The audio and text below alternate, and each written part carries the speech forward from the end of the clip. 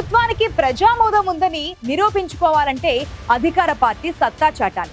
ప్రభుత్వంపై వ్యతిరేకత ఉందని నిరూపించాలంటే విపక్ష పార్టీలు విజయ ఢంకా మోగించాలి.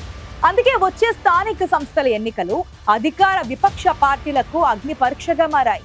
ప్రజల్లోని వ్యతిరేకతను తట్టుకొని కాంగ్రెస్ గెలుపు తీరానికి చేరుతోందా? వ్యతిరేక ఓటు ఎటువైపో విపక్ష పార్టీలు తేల్చుకోలేకపోతున్నాయా? 3 ప్రధాన పార్టీలు అప్పుడే లోకల్ వార్ కోసం కత్తులకు సాన పెడుతున్నాయా? స్థానిక ఎన్నికలు కాంగ్రెస్ పార్టీకి రెఫరెండంగా మారబోతున్నాయా? స్థానిక ఎన్నికల్లో ఎలా ఉండబోతోంది బీఆర్ఎస్ బీజేపీ వ్యూహం?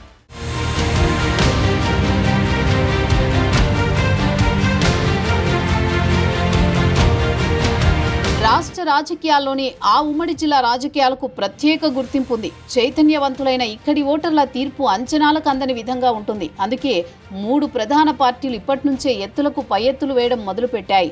స్థానిక సంస్థల ఎన్నికలలో అభ్యర్థుల ఎంపిక కోసం ఆచితూచి అడుగులు వేస్తున్నాయి. స్థానిక సంస్థల ఎన్నికలు దగ్గర పడుతుండటంతో పాలమూరు జిల్లా రాజకీయాలు ఎలా ఉంటాయనే చర్చ ఇప్పటి నుంచే మొదలైంది. ఉమ్మడి పాలమూరు జిల్లా ఒకప్పుడు బీఆర్ఎస్ పార్టీ కంచుకోట. 2023 అసెంబ్లీ ఎన్నికల తర్వాత సీన్ రివర్స్ అయింది.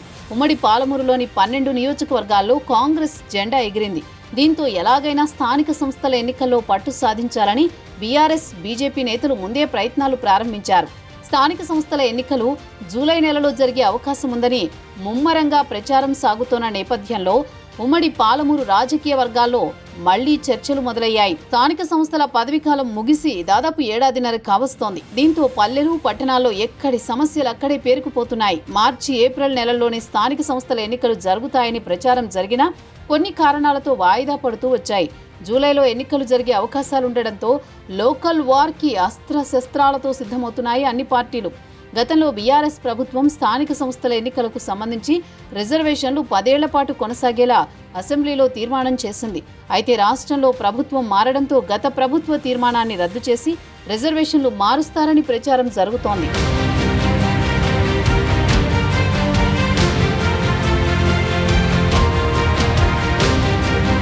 సర్పంచులు, ఎంపీటీసీలు, జెడ్పీటీసీలు, మున్సిపల్ కౌన్సిలర్లు, చైర్మన్ స్థానాల రిజర్వేషన్లు మారడం ద్వారానే పార్టీకి మేలు జరుగుతుందనే అభిప్రాయంతో ఉన్నారు అధికార పార్టీ నాయకులు. కార్యకర్తలు, బీసీలకు, మహిళలకు అధికార పార్టీ ఇచ్చిన హామీ మేరకు రిజర్వేషన్లను కల్పించాల్సి ఉండడంతో తప్పనిసరిగా మారుతాయని అంటున్నారు. ముందుగా గ్రామ పంచాయతీ ఎన్నికలు జరగనుండడంతో ఉమ్మడి జిల్లా వ్యాప్తంగా ఉన్న 1662 సర్పంచ్ స్థానాల రిజర్వేషన్లలో ముందుగా మార్పులు చేర్పులు చేసి ఎన్నికలు నిర్వహించే అవకాశాలున్నాయి.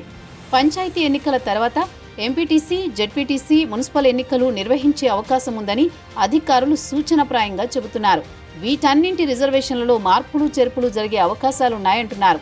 స్థానిక సంస్థలపై పట్టు సాధిస్తేనే అసెంబ్లీ ఎన్నికల్లో విజయం వాపు కాదు బలుపు అని చాటినట్లవుతుంది. అందుకే అధికార పార్టీ స్థానిక ఎన్నికలను ప్రతిష్టాత్మకంగా తీసుకుంది. మంత్రులు, ఎమ్మెల్యేలు అభివృద్ధి, సంక్షేమ పథకాలతో ప్రజలకు మరింత చేరువగా ఉంటున్నారు. ప్రతిరోజు నియోజకవర్గాలలో జరిగే కార్యక్రమాలకు హాజరవుతున్నారు. నాయకులు, కార్యకర్తలు కలిసికట్టుగా పార్టీ విజయం కోసం పనిచేయాలని చెబుతున్నారు. ఎవరికి అవకాశం వచ్చినా ఒకే మాట మీదుండి పార్టీ అభ్యర్థుల విజయానికి కృషి చేయాలని ఆదేశిస్తున్నారు.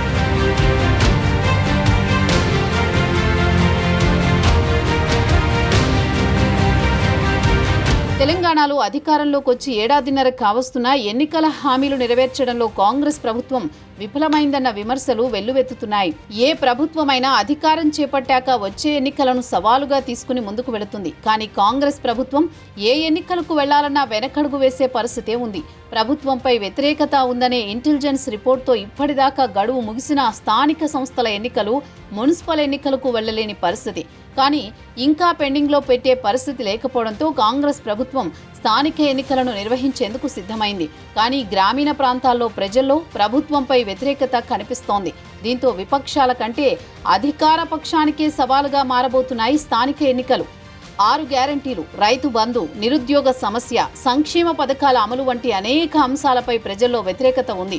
దీంతో అధికార పార్టీ ప్రజాప్రతినిధులు కూడా ప్రస్తుతం ఎన్నికలకు వెళ్లాలంటే వెనకడుగు వేస్తున్నారు. ఉమ్మడి పాలమూరు జిల్లాలో కొన్ని కంపెనీల ఏర్పాటుకు ప్రభుత్వం ప్రయత్నించినా ఆయా ప్రాంతాల్లో ప్రజలు వ్యతిరేకించడం అధికార పార్టీకి మైనస్ పాయింట్గా మారింది. గత స్థానిక సంస్థల ఎన్నికల్లో ఉమ్మడి జిల్లాలో బీఆర్ఎస్ పార్టీ ఎమ్మెల్యేలు ఉండడంతో దాదాపుగా అన్ని చోట్ల గులాబీ జెండానే ఎగిరింది.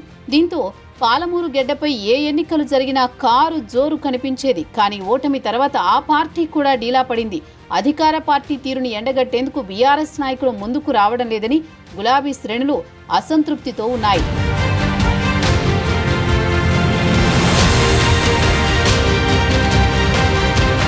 పార్లమెంట్ ఎన్నికల ముందు వరకు ఉమ్మడి పాలమూరు జిల్లాలో భారతీయ జనతా పార్టీ ఉనికి అంతంత మాత్రంగానే ఉంది.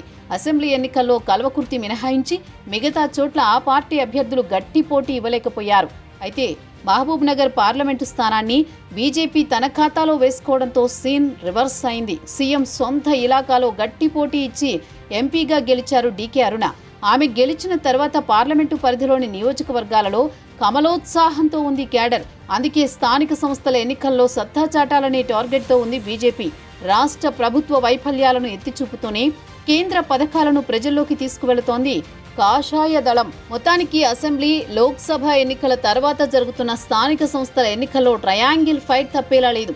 అధికారంలోకి రావడంలో కీలకంగా ఉన్న పాలమూరులో మరోసారి సత్తా చాటేందుకు కాంగ్రెస్ రెడీ అవుతుంటే బీఆర్ఎస్, బీజేపీ కూడా తామేమీ తక్కువ కానంటూ ప్రజల్లోకి వెళుతున్నాయి. చూడాలి మరి పాలమూరు జిల్లా ప్రజలు స్థానిక ఎన్నికల్లో ఏ పార్టీకి పట్టం కడతారు.